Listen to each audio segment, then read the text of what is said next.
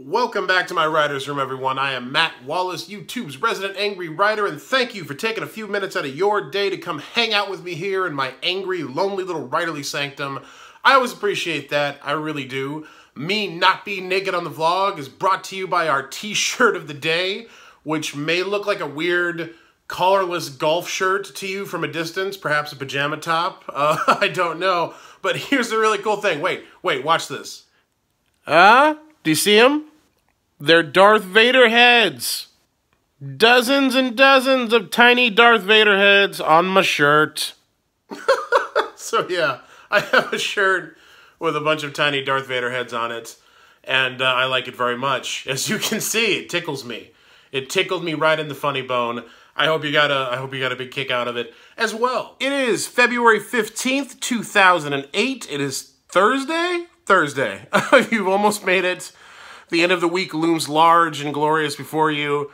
Keep slogging up the hill, keep battling with axe in hand, and you're gonna make it. I've drawn Hamshackle Pig skydiving. Hamshackle's gone Point Break. Everybody. So these are supposed to be clouds. There's his little parachute, he's wearing goggles. And then far below is, that's the target he's supposed to hit. Because he's a master skydiver. He can hit a target from front. I don't know why, this just really amused me. I started thinking of Hamshackle Pig in Point Break as Patrick Swayze. You know, there's no shame to die doing what you love. There is if that's skydiving. There is if you die jumping out of a perfectly good airplane. I'll say it. It's a dumbass thing to do. So I'm sorry. Patrick, we miss you. I love you. That was still a dumbass thing to do. So I owe y'all an apology. I owe Team Hamshackle an apology for flaking yesterday. I did not post a vlog. It's the first time in over 4 months that I missed a weekday. It was bound to happen sooner or later. I've chosen not to beat myself up about it or lose sleep. I did appreciate the people who checked in on Twitter and in the comments here on the channel and were just not even upset that there was no episode, but they noticed that there was no episode, which was nice because it's just nice to know people are paying attention. And also just checked to make sure I was okay. Actually was really touched by that. Missed several people reached out. Just, I didn't see the vlog today, man. Are you okay? Like, we care about you out here. So that was kind of cool. But I am sorry I didn't get an episode out yesterday. I had zero time during the day. I just cut. There was no way to shoot it. And even if I did, even if I could sneak in shooting something, I had no time to get it uploaded and formatted and all that stuff. So there was no way to do it. It's a strange thing when you take a high-level marketing job. They actually expect you to do all this work. And they don't tell you that when you take the job. They just like, they take it as read. Like, you're supposed to just assume that you will have to do all this work. And I don't assume, because it makes an ass out of you and I have a condition where I can't remember the end of really old corny jokes. And I would think of a name for it. But that in and of itself would be a corny joke, so I can't. It has a block there too. I'm just bad at comedy lately, apparently. But yeah, yesterday was a bear of a day. The big project at work really is kind of gearing up, and it's all kind of fallen on me and my department because I'm the content strategist, and it's all about content right now. See, they need the content or they can't make the things, you know. That's just, it's a little caveat to this process no one likes to acknowledge, is that until you get the words, no one else can go to work. It's all dependent on the person in control of the words. We're not supposed to realize that, the people who make the words. If we ever realized that we were literally the only indispensable part of this process, we might want like more control or more money or more acknowledgement. And, you know, as far as people who thrive, whose businesses thrive on us creating those words are concerned, that would just be the end of the world right there. So that's the last thing they want. But yeah, so, you know, I've had entire corporate websites to fill up with glorious content, blogs, social media. It was a lot. And on top of that, I still had to find time to QA and compile notes for the new episode of Ditch Diggers, now that we're doing the Ditch Diggers podcast weekly. Mer Lafferty and I are. Speaking of which, I believe I mentioned it on the vlog before, but whether or not you are a fan of the Ditch Diggers podcast, where Mur Lafferty and I try to educate freelance writers on the business of writing and advocate for better working conditions for freelance writers. We'd really appreciate it if you check it out and consider supporting our Patreon. There's a link. There's always a link to the show in the description, but I'll put a link to the Patreon specifically. Because now that we're doing it weekly and we're also having the show professionally transcribed every episode, we're having every episode transcribed to make the show as inclusive as we possibly can.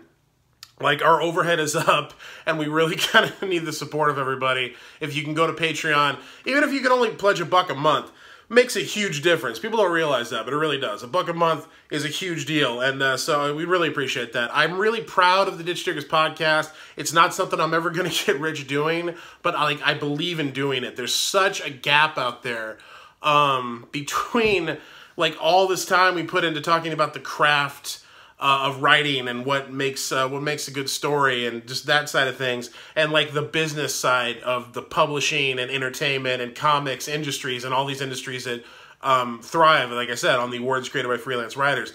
There's all this over here for you if you want to learn about the elements of style, and there's like nothing over here if you want to learn how to negotiate or, you know, how to know when you're being screwed over by somebody. There's just this huge vacuum. So we try to fill it with Ditch Diggers. I'm not saying we're changing the world, but it's something I believe in and something I'm proud of and something I want to continue doing and to do as often, as inclusively as possible. And to do that, we really need your support. So please do consider hitting up the Patreon and helping us out. Just $1 a month would mean a huge amount to me and Mur.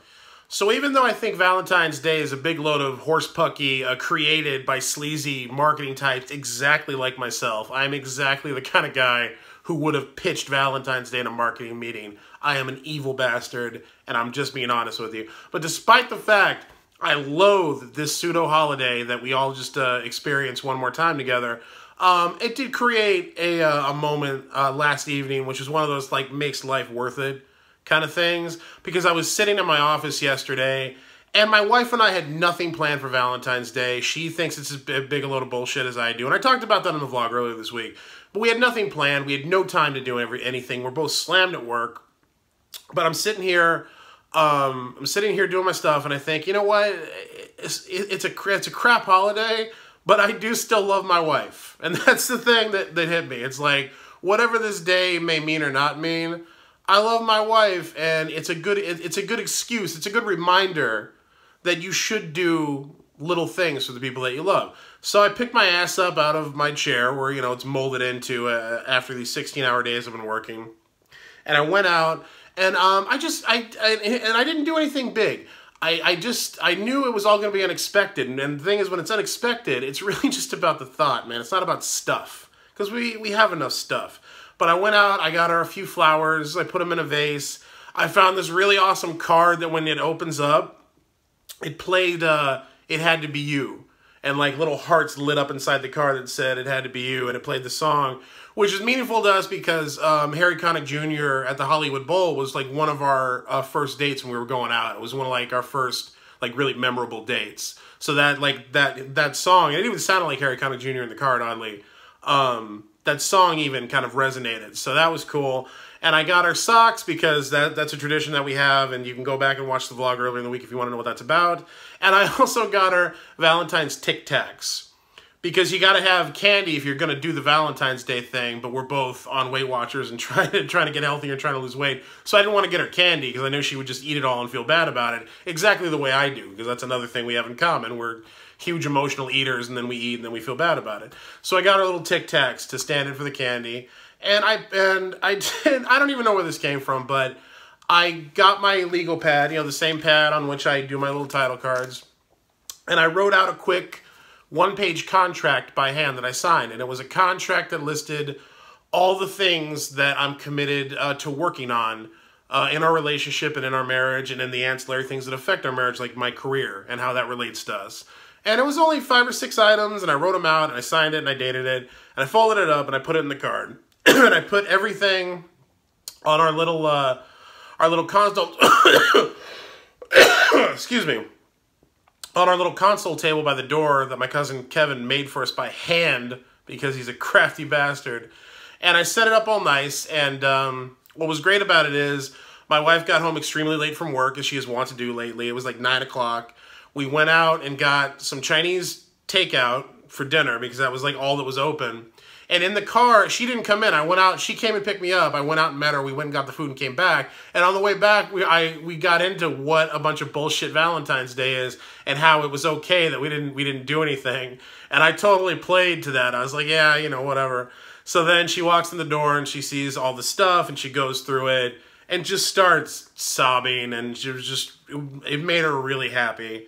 And everything made her more happy than the last thing. It was like the flowers and the card and the contract and the socks and just, it was cool. It was cool. I think in the card I wrote, you know, Valentine's Day is completely irrational, but so is how much I love you. And that was kind of the sentiment of the whole thing that I did. And that was worthwhile. So the holiday may be bullshit, but I mean, love is completely irrational too. So what's the difference?